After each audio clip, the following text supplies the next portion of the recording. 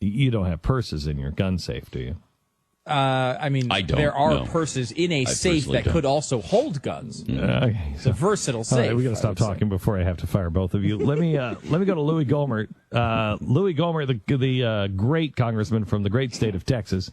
Louie, tell us the background of what Eric Holder said to you at the end of your exchange yesterday. This is one of the most insulting conversations I have ever heard come from a person in the administration. It's despicable. It shows the absolute lack of respect. It shows his contempt. Now, let me play this, and then Louie's going to explain the important part, the last line that he said. Now, listen to this. You want to... Yeah, play the whole exchange. The whole exchange.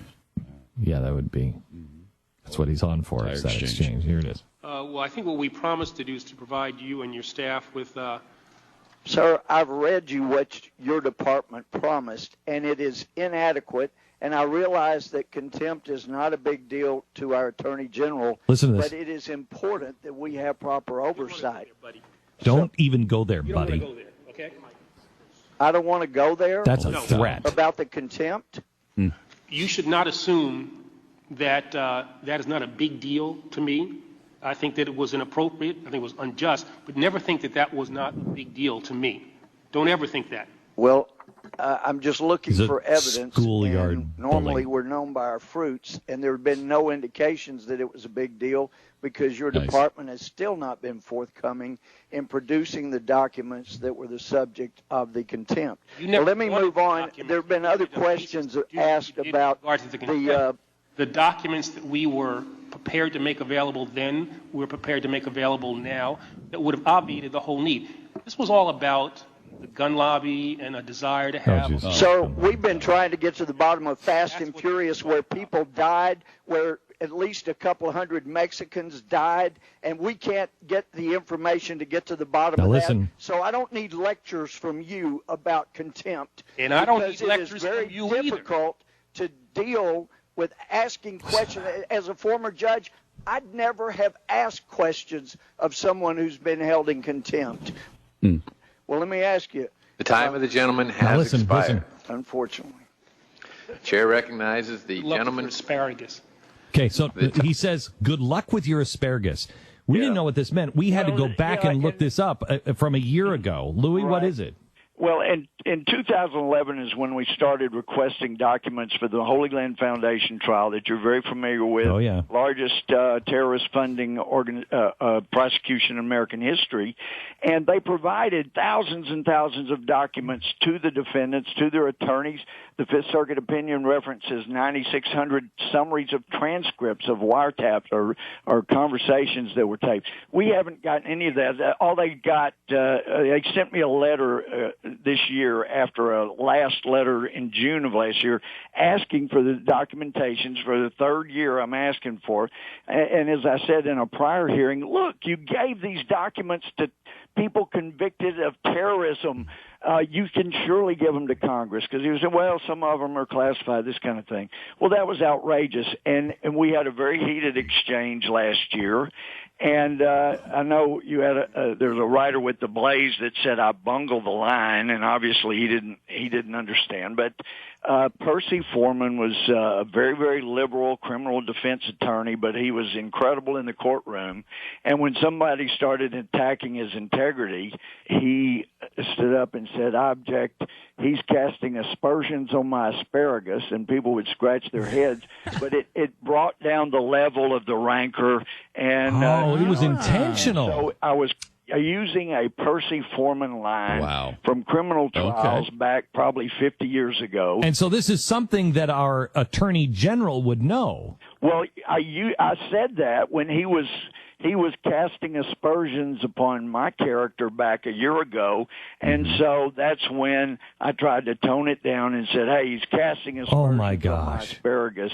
And it does leave people scratching their heads. Just Louie, I tell you, because it wasn't just a Blaze writer. That makes it even worse. Makes it even worse. There, and but anyway.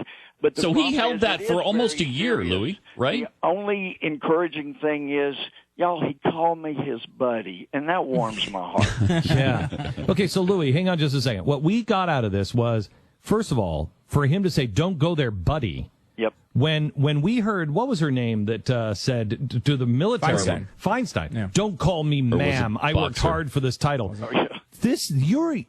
You are his literal boss. You're on the oversight, so you're the one with the purse strings and everything else. You guys on that committee. Yep. For him to call you buddy is outrageous in the first place, but fine. But then for him to come back and say, "How's your asparagus?" Yep. It shows that this guy has held that for a year. For a year, that's been simmering under there. But still, if he would just produce the documents, but the problem, and nobody has been better on this than you have over the years, if he would produce the documents, then we would be able to see why the judge at the federal district level and the Fifth Circuit Court of Appeals both said, no, care, ISNA, you may not have your names removed as named co-conspirators because there's plenty of evidence out there supporting that you are a front organization for so the he Muslim is protecting and have supported terrorism. That's what we're trying to get to the bottom of, and I can't help but believe the reason that they won't produce this stuff is because they know CARE has a direct line, open door policy at the White House, State Department, Defense Department. They're the ones that got an intelligence briefing about radical Islam canceled a couple of years ago. They're the ones that got the FBI training materials purged.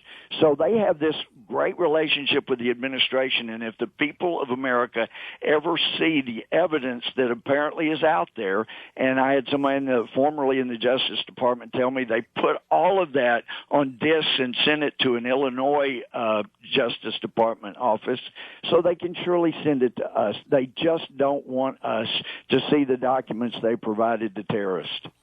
Unbelievable, Louie. Unbelievable. Yeah. Well, so are these guys? Are you going to hold him in contempt? I mean, when does something happen? No, he was held in contempt over the refusal to produce the Fast and Furious documents, and that unfortunately goes to the U.S. Attorney for the District of Columbia, who works for Holder, who is going to make sure that doesn't go anywhere.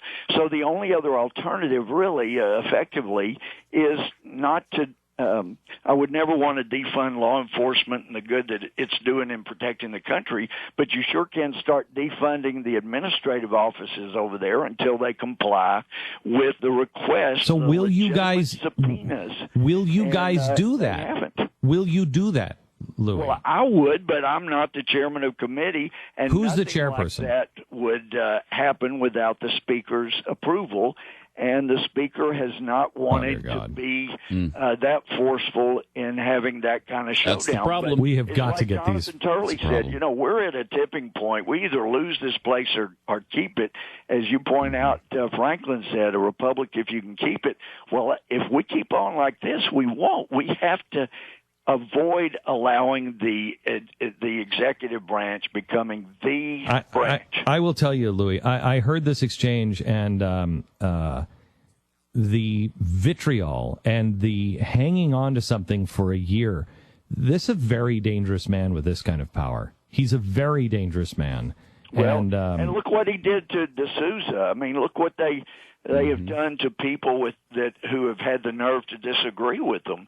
And so other people up here go, man, Louie, you're kind of crazy to take on the Attorney General. He indicts people and stuff. But good grief, somebody has got to have the executive branch, and particularly the Department of Justice, held accountable. And under the Constitution, that is our job. Louie, I have tremendous respect for you, and I know that you stay close to the Lord and keep doing it because let him be your sword and your shield. They are bigger enemies of his than they ever could be of yours. You know the respect I have for you, and not just respect, but appreciation. But anybody that is tempted to pray for me, I don't need courage. That my problem is wisdom. I need wisdom, knowing when to fight and when to let it go. Thank you very much, Louie. I appreciate it, and I will have that story corrected on the Blaze right away. Thank you for filling us in on that. I mean, we're finding it everywhere now. The Three Stooges. Three Stooges did it. I mean, so it shows that Louie he wasn't trying to be a hothead. He was trying to ratchet things down. He's making a joke. Which makes that comment so much worse from Eric Holder. Oh, my gosh. Really bad people. Amazing.